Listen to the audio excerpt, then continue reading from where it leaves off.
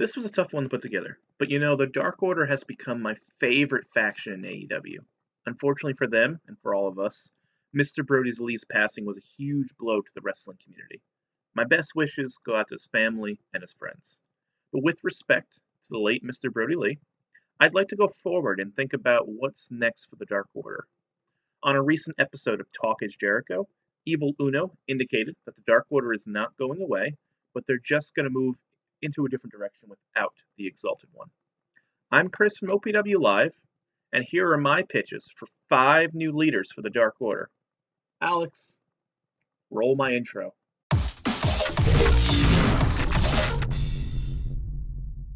So, I'm going to lay out 5 leaders and some story set pieces to help get us there.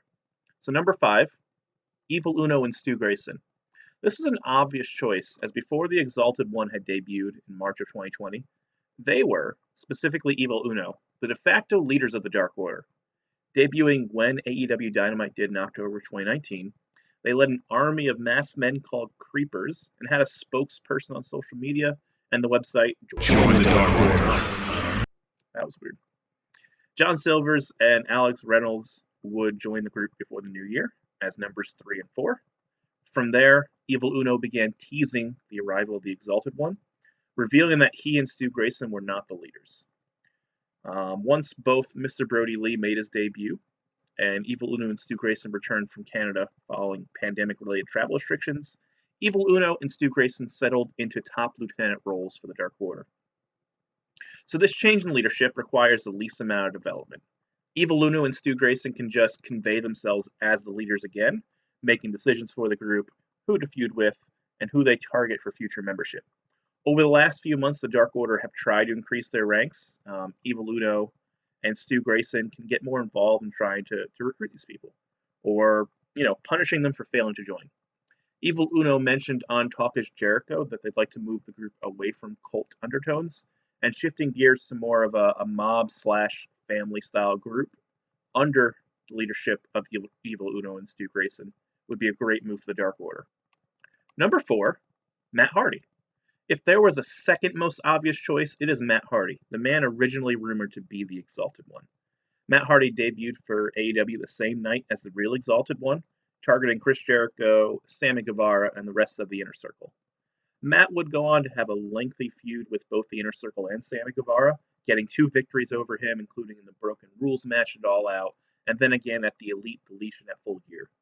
Matt Hardy hasn't had a great reception in AEW, cycling through his various gimmicks as a gimmick itself. He's calling himself the multifaceted Matt Hardy. Currently, Matt has turned into this bad mentorship role for Private Party, stealing pinfalls from his boys during trios matches and convincing them to sign contracts that give Hardy a cut of their salaries. So Matt Hardy can, of course, assume leadership of the Dark Order following this path, as he's turning himself into a corrupt boss businessman for Private Party, and for others in AEW. He could take over the Dark Order in a similar manner, and turn the Dark Order into more of a mob-style crime syndicate. It would be a nice way of coming full circle for Matt Hardy. Unlike all the others who appear on this list, Matt Hardy could usurp the title of Exalted One to generate real heat with the fans and the rest of the roster. Number 3, Hangman Adam Page. Over the last few months, we've seen Adam Page on AEW TV going through some soul searching, and he ended up on the radar of the Dark Order's recruitment specialists, John Silvers and Alex Reynolds.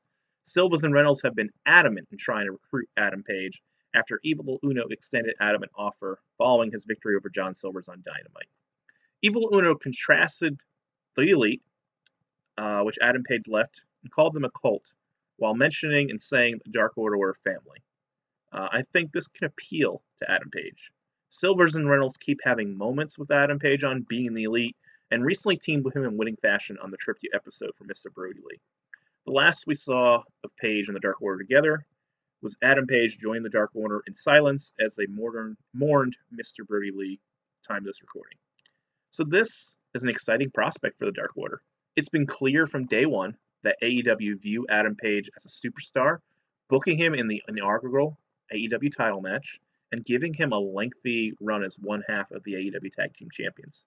Page is only 29, so he could lead this group for years. There's an additional wrinkle as well, as the Elite have gotten back together sans Page with the Good Brothers to form a new Elite Bullet Club thing that isn't really defined at the time of this recording. I will say if this group forms without Adam Page, then it confirms that what Evil said about the Elite is true, and gives Adam Page a compelling reason to not only join the Dark Order, but take his rightful place as the head of the family.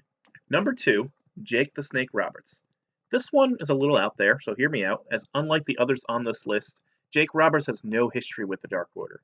Jake Roberts is currently the manager of Lance Archer, and has been since their AEW debut in March of 2020. Recently, Lance Archer is presented as more of this face-type role, feuding with Eddie Kingston and his group.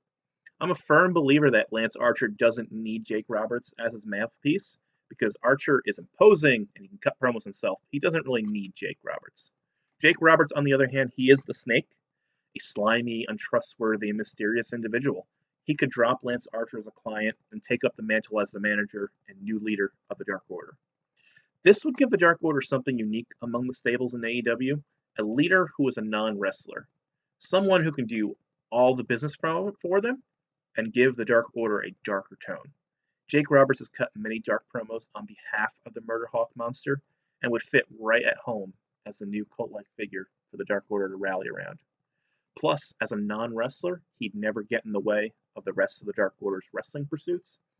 And if he even took an active managerial role, he could be instrumental in helping the members of the Dark Order acquire AEW Gold. Before we get to number 1, I did want to highlight some honorable mentions, but before we get to that, I'd like to ask you to like and subscribe Power number 2 The Smarks here on YouTube, as well as on twitch.tv/Power2 The Smarks, to stay with us in our wrestling-related content.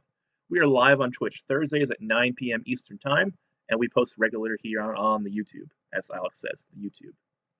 For my honorable mentions, they are Anna Jay, star of the show, now as a star of the Dark Order, Preston Vance, as Negative One's favorite wrestler, and Lance Archer himself, as he might need a new group to back him up against Eddie Kingston and Death Triangle.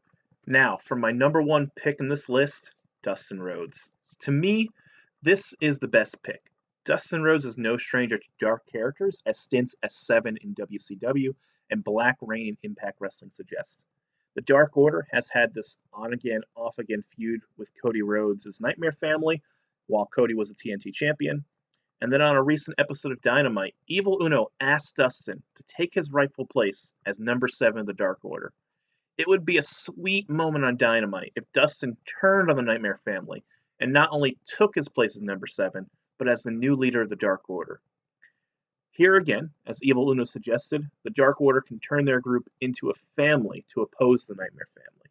The Dark Order versus the Nightmare Family can be that great big feud that headlines AEW in 2021, kickstarted by Dustin's ultimate betrayal. Dustin can both impart his valuable experiences on the younger members of the group and be a credible leader of the Dark Order as he winds down his in-ring career. AEW can then treat Dustin's occasional matches as big deals, since they will carry the weight of the Dark Order behind him. Truly, Dustin is the leader that will lead the Dark Order to the top of AEW. What do you think? Like my list? Did I miss out on naming a better leader? Let us know in the comments below. And in the meantime, I am Chris from OPW Live. Alex, play my outro, please.